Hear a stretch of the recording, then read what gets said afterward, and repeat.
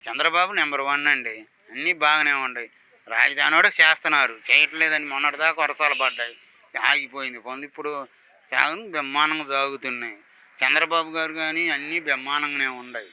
కానీ మధ్యలో వాళ్ళు కాదు ఇది జడగొడుతున్నారు. నారాయణ మరీ దారుణం చేసేది. పెమ్మసాని చంద్రశేఖరరావు అన్నిటికీ బ్రహ్మాండంగా చెబుతున్నారు. రాజధాని గురించి బాగానే చేస్తున్నాడు. ఆయన వరకు బ్రహ్మాండంగా చేస్తున్నారు. ఏది అయినా రాజధాని ఉందని అందరికీ సంతోషమే.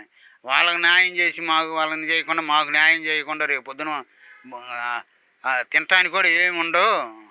పరిస్థితి అధ్వానం అయిపోయింది. ఇప్పుడు తుళ్ళూరు వాళ్ళు ధర్నాలు చేసినట్టు పరిమిలో పోయి ధర్నాలు చేసే ఓపిక ఎవరికి లేదండి, అంతసేపు కూకొని చేసేటట్టు.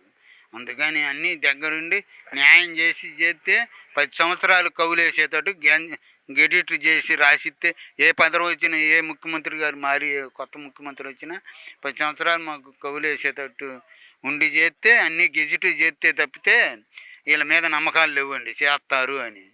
అది చేసేస్తే మేము అందరం ఇయటానికి ఓకే. నాకు 2.5 పొలం ఉంది. 2.5 నేను ఇచ్చేస్తాను. నేను ఈయన అంటల్లా. ఈ జాగ్రత్తగా అన్నీ పర్మనెంట్గా చేసేస్తే గెజిటివ్ చేస్తేనే కవులోడు 10 సంవత్సరాలు రేపు పొద్దున వీళ్ళ నుంచి ముఖ్యమంత్రి గారు మారారని వచ్చినా నేను ఈయన అని అంటాడు మునిపి ఆపినట్టు. అందుకని అన్నీ గెజిటివ్గా చేసేస్తే ఇయటానికి ఓకేనండి. భూమిలో ఉన్న వాళ్ళకి నెలకు 10,000 కాడికి కుటుంబంలో బియ్యపు కార్డు ఉండే వాళ్ళకి పిల్లలకి పెళ్ళిళ్ళు అయ్యి ఇంట్లో 2-3 కుటుంబాలు ఉండాలి. అసలు వాళ్ళకి కుటుంబానికి 10,000 కాడికి ఇస్తే వాళ్ళు బతుకుతారు. ఏరే జిల్లాలో పోయి కూలి చేసుకోలేరు. కానీ ఇల్లులు పెట్టి పిల్లలు పెట్టి ఏరే దాట పోయి ఉండలేరుగా. అందుకని తల వాళ్ళ లేను చేసేస్తే మంచిది.